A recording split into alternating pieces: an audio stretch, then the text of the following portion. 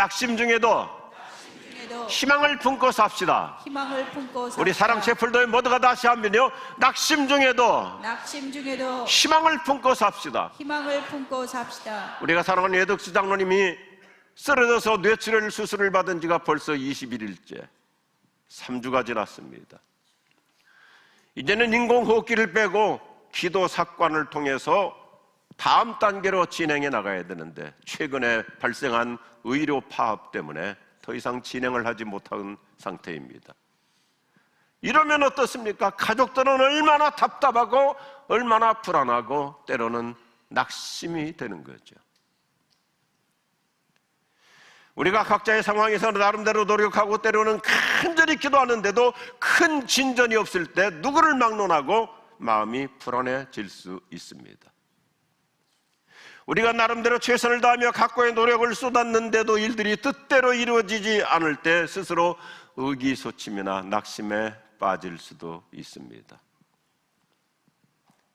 이번에는 승진할 것이라고 기대했지만 명단에서 누락될 때, 비즈니스 현장에서 참 열심히 노력했습니다. 많은 미팅을 했습니다. 드디어 계약이 성사될 것으로 기대했는데 다음으로 보류한다는 연락을 받았을 때 얼마나 허탈해집니까?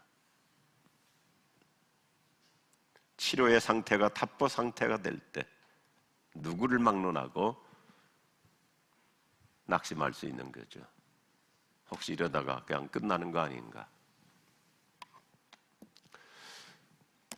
오늘 본문에서 사용하는 낙심이라고 하는 단어는 풀이 죽다, 기분이 가라앉다, 어깨가 구부정해진다는 뜻입니다. 사람의 의욕을 상실할수록 그 자신 있었던, 패기가 있었던 자세가 구부러지기 시작하죠. 이런 상황일수록 사탄이 우리 마음을 울적하게 합니다. 영적 침체에 빠지도록 틈을 타고 들어옵니다. 이런 재밌는 우화가 있어요. 어느 날 사탄이 그동안 싸움터에서 사용했던 무기들을 졸개들에게 판매하는 특별 세일 행사를 했습니다. 품목마다 가격이 매겨진 각양의 무기들을 전시 판매하고 있었습니다. 미움, 시기, 질투, 정욕, 음란, 교만, 공포 등 여러 무기들이 진열되어 있었어요. 그런데 언뜻 보기에는 전혀 위협적으로 보이지도 않고 아주 오래되어 보이는 낡은 무기 하나에 어마어마한 가격이 매겨져 있어요. 이상하게 여긴 졸개가 두목마개에 물어봅니다. 이 무기는 무슨 이유로 이렇게 비쌉니까? 그때 두목마개가 그 이유를 쉽게 설명해 줍니다. 이것이야말로 사람들에게 가장 손쉽게 접근할 수 있는 무기이기 때문이야. 우선 겉보기에는 전혀 무서워 보이지 않기 때문에 사람들은 이 무기를 별로 경계하지 않아. 그러나 일단 이 무기의 덫에 걸린 사람은 좀처럼 빠져나오기가 어렵다는 것이 이 무기의 장점이지. 그 무기편에는 다음과 같은 이름이 붙여져 있었습니다. 낙심, 미라스무스, 낙심. 때로는 신앙이 좋고 성령 충만한 사람도 어느 순간에 자기도 모르는 사이에 영적 슬럼프에 빠지는 경향들도 있습니다. 오늘 시편 42편 저자는 자신의 심정과 영적 상태를 솔직담백하게 토로하고 있습니다. 참 훌륭한 믿음의 사람이죠. 아주 훌륭한 영적 리더입니다. 그런데 자신의 처지와 상황을 놓고 볼 때 마음이 우울해집니다. 영혼 깊은 곳에 어두운 그림자가 끼웁니다. 그리고 정서적으로 약간 불안해지기도 합니다. 그가 잠시 동안 영적 침체와 슬럼프에 빠졌다가 자신이 어떻게 이런 낙심을 극복하며 영적 침체에서 회복될 수 있었는지 진솔한 신앙 고백을 들려주는 것이 오늘 시편 42편 그리고 그 후편 43편의 내용입니다. 이 말씀은 우리 모두에게도 대단한 유익을 주는 치료법이에요. 치료법. 놀라운 처방전입니다. 하나님 오늘 말씀을 통해서 저 여러분에게 어떻게 하면 낭망되는 상황에서도, 낙심되는 상황에서도 여전히 희망을 품고 살 수 있는지 아주 진솔한 자기 고백적 메시지를 통해서 우리 모두에게 공감시켜줘요. 오늘 메시지 아주 심플합니다. 첫 번째 같이 하죠. 주변을 보는 대신 주님만 바라보며 살아갑시다. 주님만 바라보며 살아갑시다. 첫 출발이 중요합니다. 한 번 더 합시다. 주변을 보는 대신 주님만 바라보며 살아갑시다. 주님만 바라보며 살아갑시다. 시편 저자가 마음이 침체되고 이렇게 좀 낙심되었던 것은 사람들의 말에 예민해졌기 때문이에요. 사람은 누구나 절박한 상황에 처하면 사람들의 말에 귀가 얇아지기 시작합니다. 그래서 마음의 상태가 조속지변 업앤다운이 심해질 수 있어요. 오늘 아침에도 이 새벽부터 일찍 나와서 하나님의 말씀에 귀를 기울일 때는 믿음이 충만해졌다가도 막상 나가가지고 또 주변 사람들이 이러쿵저러쿵 얘기하면 그 현실적으로 맞는 얘기거든요. 그러다 보면 다시 또 낙심이 되는 거예요. 우리를 속이는 술법 중 하나가 사람들이 말하기를 해요. 사람들은 언제나 내게 말합니다. 너희 하나님이 어디 있지? 진짜 하나님이 도와주실 것 같아? 안 도와주시는데? 사람들은 때때로 생각 없이 말하거든요. 어떨 때는요, 참 방정맞게 말해요. 대부분 사람들의 말은 일반적으로 부정적인 말들이 많습니다. 회의적입니다. 그 병 낫기 어려워. 그 병으로 죽은 사람이 얼마나 많은데 회복이 쉽지 않아. 아마 오래 못 살 거야. 이번에는 안 될걸. 사람들의 말은 대부분 그래요. 우리 교회 의사 선생님들이 얼마나 훌륭하게 많이 계시고, 우리 강상훈 장로님 참 정말 훌륭한 크리스찬 닥터이시잖아요. 믿음의 닥터가 참 중요해요. 말 한마디에 따라서 환자는 그야말로 업앤다운이 심하거든요.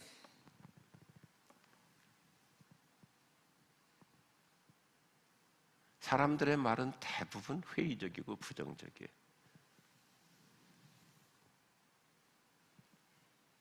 저도 최근에 검사를 하고 작년 연말에 좀 암이 커졌어요. 그래서 지난 한 서너 달 동안 각고의 노력을 했어요. 2배, 3배 노력을 했어요. 어떻게든지 줄이자. 줄어들게 하자. 그때 안 줄었어요.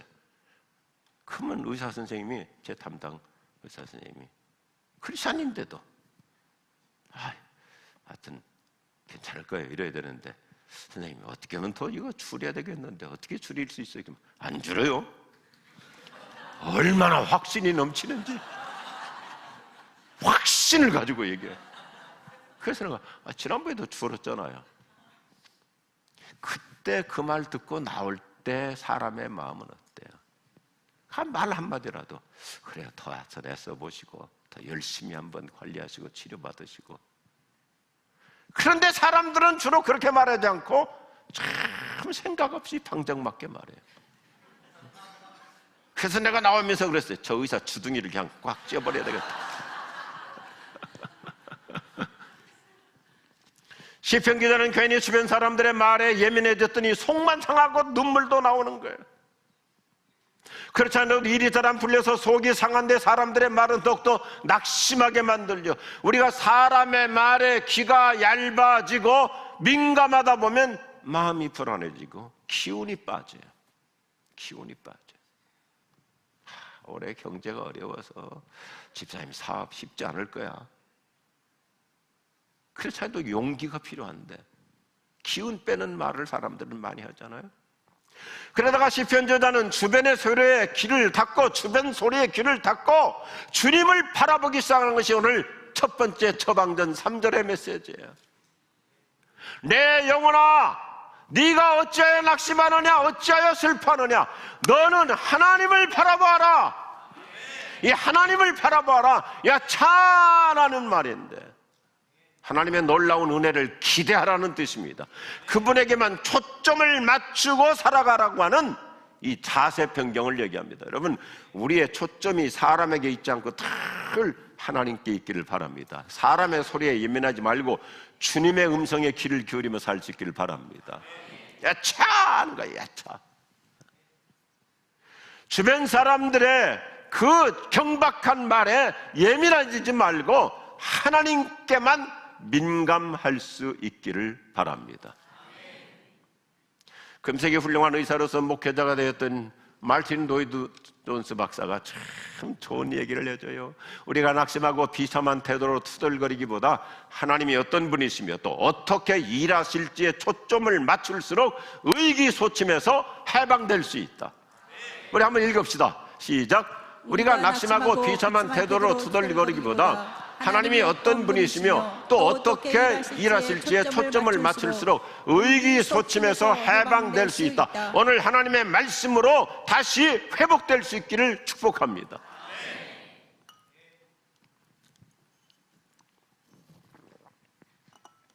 그러므로 우리는 스스로 선포할 필요가 있어요. 나는 더 이상 주변 사람들의 말에 흔들리지 않을 거야. 아멘 하십시다. 흔들리지 않을 거야. 주님만 바라보며 살 거야. 우리가 사람의 말 대신 주님의 음성을 들으며 살수록 신비로운 새 힘이 솟아날 줄로 믿습니다. 주님만 바라봅니다. 주님만 바라봅니다. 예수님만, 예수님만 언제나 바라봅니다. 할렐루야. 주변 기웃거리지 말고 주님께 초점 맞추고 사는 거예요. 두 번째, 과거에 집착하는 대신 미래를 바라보며 살아갑시다. 사람은 누구든지 과거에 얽매기가 쉬워요. 이 시편 기자는 자신의 옛 시절을 회고해 볼수록 속이 상한 거야. 과거에 집착하다 보니까 자존심이 무너져 내려요. 이게 이제 4절부터의 얘기인데, 한때는 내가 직장에서도 한 자리 있었잖아요. 괜찮은 위치에 있었잖아요. 거느리는 사람들도 많았고요. 근데 지금 이제 옷 벗고 나오니까, 퇴직하고 나오니까, 사업 정리하고 마무리하니까 내 모습이 좀 초라하게 느껴지죠. 울적해지고요. 퇴직하고도 한 1년 동안은 회사로 여러 동료들한테 전화해도 전화도 잘 받고, 그러죠. 뭐 시간 내서 식사 한번 하시죠. 그러지만 뭐 1년 이상 지나서 전화하면 아유 이사님, 제가 요즘 바빠서요. 그게 어쩔 수 없는 세상 구조잖아요. 내 말 한마디, 내 전화 한 통하면 간단하게 해결됐는데 지금은 이제 그런 파워가 없어졌죠. 이처럼 우리가 과거에 연연하거나 집착할수록 속이 상해지고 울적해지고 가슴이 먹먹해집니다. 그러나 우리 하나님은 우리를 지금보다 더 나은 미래로 인도해 주심을 믿으시면 아멘 하시기 바랍니다. 더 나은 미래로 이끌어 가신 하나님, 거기다가 초점을 해요. 과거에다가 자꾸 집착하니까 울적해지고 괘씸해지고, 그래 이제는 뭐 너 내 밑에 있을 때는 나한테 그렇게 굽신거리더니 이제는 뭐 시간이 없다고, 바쁘다고, 그러면서 괜히 속이 상하는데, 하나님께서 다음 단계 미래를 또 어떻게 이끌어 가실까? 초점을 미래에다 맞추면 희망이 넘칠 줄로 믿습니다. 우리는 자신을 올가매고 있는 과거의 밧줄을 끊어야 됩니다. 과거는 이미 지나간 겁니다. 더 이상 연연하지 말아야 합니다. 우리에게는 더 나은 미래가 보장되어 있어요.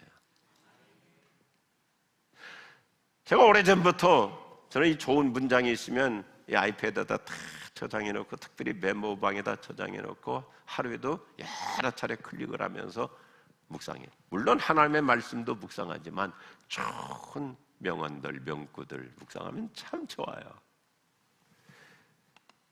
인류 역사상 최고의 신학자 중에 한 분이신 성 어거스틴이 기가 막힌 얘기를 해줘요. 같이 읽습니다. 과거는 하나님의 긍휼에, 현재는 그분의 사랑에, 미래는 그분의 섭리에 맡겨라. 자막 그대로 띄워줘 보십시오. 이미 지나간 거, 내 실수, 내 잘못, 정말 내가 그때 바보였어요, 어리석었어요, 판단이 흐렸어요. 근데 이미 지나간 거 돌이킬 수 없잖아요. 하나님의 긍휼에 맡기고, 현재는 그분의 사랑에 맡기고, 미래는 하나님의 복된 섭리에 다 맡길 수 있기를 축복합니다. 그분이 가장 복되게 하실 거야, 유익되게 하실 거야, 하나님께서 가장 최상으로 인도하실 거야, 하나님께는 더 나은 보관이 있어, 하나님은 반드시 지금보다 더 나은 내 인생의 앞길로 이끌어 가실 거야. 미래를 바라보고 사는 거예요. 오늘 말씀은 우리가 쉽게 낙심하거나 불안에 빠지지 않는 놀라운 처방전을 실용적으로 주는데요. 세 번째가 아셔야죠. 조급한 마음 대신 조급한 마음 대신 여유 있는 마음으로 살아갑시다. 여유 있는 마음으로 살아갑시다. 오늘 시편 저자가 갑자기 마음이 급해지기 시작해요. 사람의 말을 자꾸 들을수록 마음이 조급해지잖아요. 지금까지 그는 주님의 인도하심을 받으며 기도 중심으로 살았는데 자꾸 주변 기웃거리고 사람들의 말에 예민해지다 보니까 그도 사람인지라 갑작스럽게 행동이 조급해져요. 충동적이 돼요. impulsive, impatient. 갑자기 충동적이 되는 거예요. 조급해져요. 사람의 말에 예민해지다 보면 마음이 급해집니다. 부정적이고 심지어 극단적인 생각도 하게 되는 거예요. 사람은 누구나 마음이 조급해질수록 돌발적이고 충동적인 행동을 하고 안절부절 못해하기 시작합니다. 9절 보라고. 하나님, 왜 나를 잊어버리셨어요? 왜 내가 이렇게 슬피 울면서 돌아다녀야 됩니까? 하나님, 진짜 내 인생 이렇게 어둡게 살아야 됩니까? 이렇게 힘들게 살아야 됩니까? 그나마 내 마음에 있었던 여유로운 마음은 어딘가 없어져 버렸고, 그냥 이제 모든 게 다 조급해지는 거예요. 사실 제가 처음 캐나다 유학 갈 때는 캐나다라는 나라가 좀 몇 가지 독특성이 있어요. 심리학과 상담학이 상당히 발달되어 있어요. 그래서 제 신학교 선생님께서 자기 친구가 미국에서 유학했던 캐나다 사람이죠. 그 학교를 소개해 주셨어요. 알선해 주셨어요. 그래서 원래는 제가 상담학을 공부하러 갔었어요. 기독교 상담학. 그런데 서서히 방향을 바꾸면서 그 당시는 거의 개척 단계였던 새로운 눈을 뜨게 된 것이 영성신학입니다. 이 상담은 보니까요, 뒤치다꺼리하는 게 그 사람 문제 들어주고 뭐 늘 뒤치다꺼리하고, 그러니까 얼마나 에너지 소모가 크고, 이 목사가 목회할 사람이 늘 교인들 뒤치다꺼리하다 보면 이게 감당이 안 되겠더라고요. 근데 영성신학이라는 것은 영혼을 치유해 주는 겁니다. 그러니까 그래서 우리 교회는 개척 초기부터 예방 목회라는 이 기본을 도입했거든요. 그 당시 우리나라에 이제 막 시작된 것이 예방의학. 그래서 거기서 제가 책을 읽다가 이게 의학에서만이 아니라 목회도 예방의학, 영혼을 건강하게 하면 뒤치다꺼리 하지 않아도 되겠구나. 그래서 미국의 많은 신학교들을 제 나름대로 리서치를 하다가 샌프란시스코 신학교라고 아주 굉장히 좋은 신학교입니다. 우리 교단에서는 별로 가지 않지만 통합 측 교단에서는 상당히 많이 가는데 샌프란시스코 신학교까지 찾아갔어요. 그 당시에 그 학교는 미국에서 최초로 스피리추얼 포메이션이라고 하는 영성 형성이라는 과목을 만들어 가지고 석사 과정을 개설하고 있더라고요. 우리가 마음이 조급해지고 불안을 느낄수록 어떤 기도가 필요하냐면 숨기도가 필요해요. 숨기도.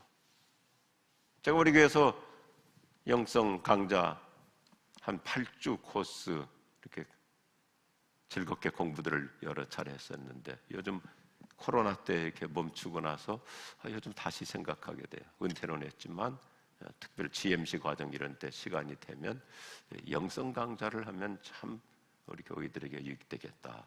그런데 아마 김영성 목사님 허락 안 해줄지도 몰라요.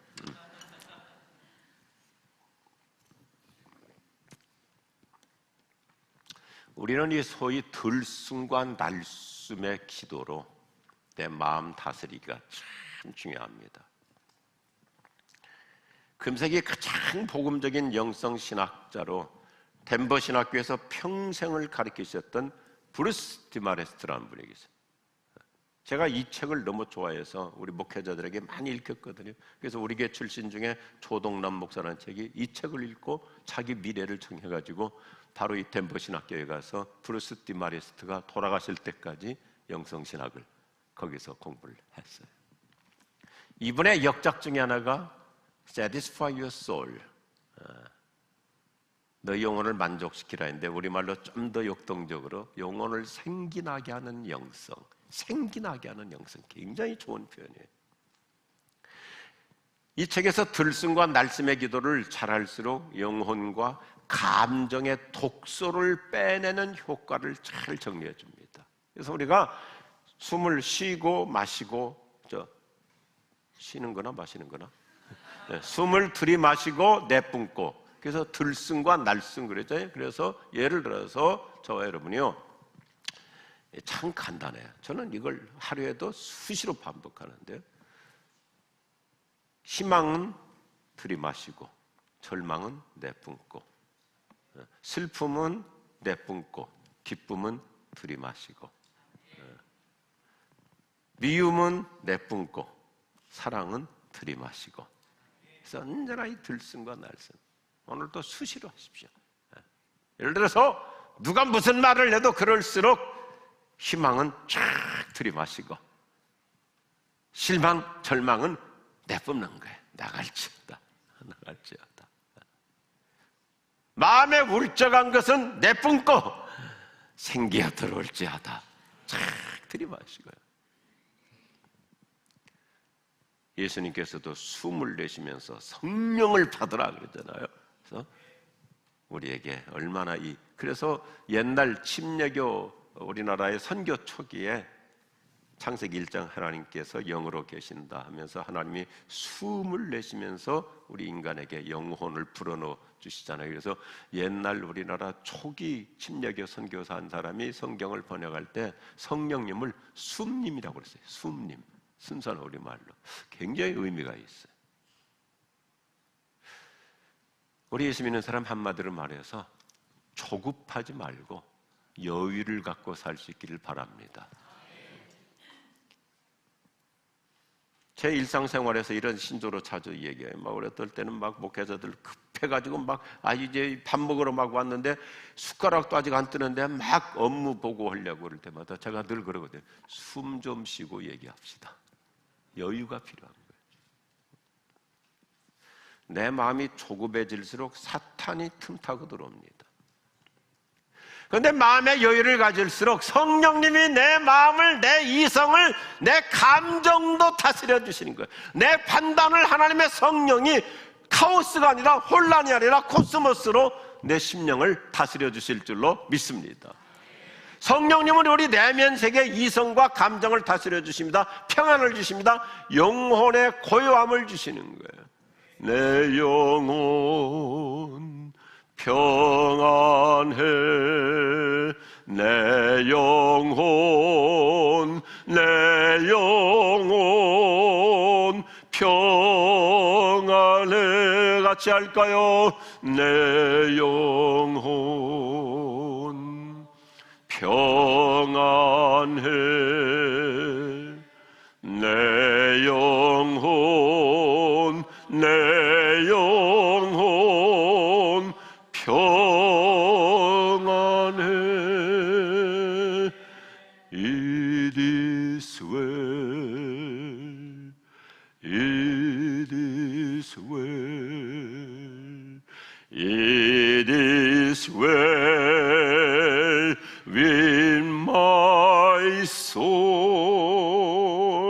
오늘 주님이 주시는 평안함으로 넘칠 수 있기를 바랍니다. 하나님이 저한테 주신 참 복된 마음 중에 하나가 있는데 조급하지 않아요. 급할 거 없어요.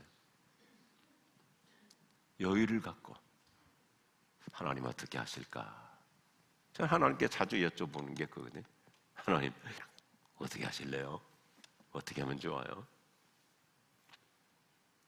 그래서 뭐 별의별 일이 있었지만 그때마다 성령께서 마음의 평안, 여유를 주시니까 위기 극복할 수 있을 거예요. 원래 노트 없는 얘기인데 3000%나 빠지겠습니다. 제가 70년대 공주 특전사에 차출돼서 갔는데 그 얼마나 그때만 해도 분위기가 살벌하고 그래요. 그런데 어느 날 우리 부대에 최고 지도자 여단장 완스타 비오리에 완스타 여단장께서 저를 부르시더라고요. 자네 내 방으로 들어라고. 그러더니 그 여단장이 이 말단 사병한테 내가 말이야 자네를 볼 때마다 마음이 편안해져. 이상해. 자네를 보면 마음이 편안해. 그래서 내일 모레 목요일 날 모든 병사들 한 3,500명 그래 됐을 거예요. 모든 병사들을 연병장에 모여놓을 테니까 어떻게 하면 불안해하지 않고 편안한 마음으로 군대 생활할 수 있는지 발표하라고 15분 동안 얘기하라고 여단장이. 그래서 제가 올라가서 15분 동안 열심히 씨부렁거렸어요. 뭐 기억은 안 나요. 뭐 제가 무슨 22살짜리가 무슨 얘기를 했겠어요. 그런데 나중에 뭐 대령, 중령 뭐 이 장교들이 저한테 오더니 야 자네 진짜 우리 마음에 감동받았어 그러더라. 다른 거 없어요. 하나님 바라보고 하나님이 어떻게 다음 단계를 이끌어 가실까 그분에게 초점을 맞추면 조급해지지 않고 내 영혼의 평안이 넘칠 줄로 믿습니다. It is well, it is well, it is well with my soul. 할렐루야. 마지막 네 번째 오늘의 메시지의 핵심 주제이죠. 같이 하시죠. 낭망하는 대신 희망신앙으로 살아갑시다. 희망신앙으로 살아갑시다. 사람은 누구든지 자기 자신에게 초점을 맞출수록 스스로 슬럼프에 빠집니다. 오늘 시편 기자가 왜 그처럼 쉽게 낙심하고 좌절하다가 슬럼프에 빠졌는지 그 원인을 간단하게 얘기하죠. 지나치게 자기에다가 모든 포커스를 맞췄어요. 그래서 시편 42편과 43편에서 나라는 말을 자그마치 쉬운 한 번이나 반복해. 쉬운 한 번이나. 이 짧은 문장에서 모든 기준을 나에게 맞추기 때문에 스스로 위축되고 낙심되는 거예요. 나에게 포커스를 맞출수록 실망이 커집니다. 스스로 움츠러듭니다. 여기서 있는 목사 자신부터 사실 저라면 어때? 나라는 존재 정말 별것 아니고 별 볼 일 없잖아요. 진짜 아무것도 아니잖아요. 밥 한 끼 안 먹으면 배고프고요. 옆에 사람한테 감기도 없고요. 저 엊그제 통일민 그 리더 수련회 강원도 원주 갔다가 첫날 집회하고 그날 막 엄청 뜨겁게 찬양 축제를 했어요. 그래갖고 감기 옮아 버렸어요. 제가 11월에 감기 옮아 가지고 면역이 약하다 보니까 석 달 동안 기침이 안 떨어져서 이제 거의 다 나왔는데 한 95% 나왔는데 다시 또 누가 주었어요. 그래가지고 지금 뭐 몸살기가 아직도 굉장히 아파요. 사람 다 그래요. 별 볼 일 없어요. 병원도 자주 가요. 나 자신을 들여다볼수록 진짜 초라해요. 실망해요. 시편 기자는 그래서 시선을 자기에게 맞추다 보니까 위축되고 침체되고 디프레스되고 낙심하고 우울해지다 보니까 아니다 해서 하나님께로 방향을 떠나죠. 그래서 낭망 대신 희망으로 바꾼 거예요. 여러분 우리가 텔레비전 보다가 재미없으면 채널 모두 바꾸면 되잖아요. 오늘 아침 여러분 낙심 채널에서 희망 채널로 바꿀 수 있기를 축복합니다. 오늘 메시지 해법이에요. 자기를 기준 삼았을 때는 낭망이 되니까 낭망이 됐지만 하나님께로 방향을 돌리니까 희망이 보이기 시작하는 거예요. 오늘 말씀 읽고 또 읽어도 저 여러분 수시로 읽을 수 있는 말씀 아니세요? 내 영혼아 어찌하여 네가 낙심하며 내 속에서 불안하여하는가? 너는 네 희망을 하나님께 두어라. 나는 내 구원에 되시는 하나님을 찬양하리라. 우리가 신약성경을 보면 사도 바울 수많은 인생의 우여곡절에서도 낙심하지 않고 살았어요. 그는 하나님을 힘입어 살았기 때문에 낙심하지 않는 것을 고린도후서에서 얼마나 역동적으로 말했습니까? 우리는 사방으로 환난을 당해도 절망하지 않고 답답한 일을 당해도 낙심하지 않습니다. 아멘 하십시다. 바울의 얘기가 아니라 우리 모두가 이렇게 살아갈 수 있는 거예요. 예수님은 누가복음 18장에서 우리가 기도하다가도 응답이 터질 때 낙심될 수 있잖아요. 뭐 이대로 끝나는가? 그런데 예수님 누가복음 18장에서 얼마나 놀라운 희망 모드로 전환해 주십니까? 예수님께서 언제나 기도하고 희망을 잃지 말아야 될 것을 가르쳐 주셨습니다. 그러면서 결론이 뭐예요? 하나님은 밤낮으로 부르짖는 그 택하신 자들의 한 맺힌 기도를 어떻게 해요? 들어주십니다. 믿으시면 아멘 해주세요.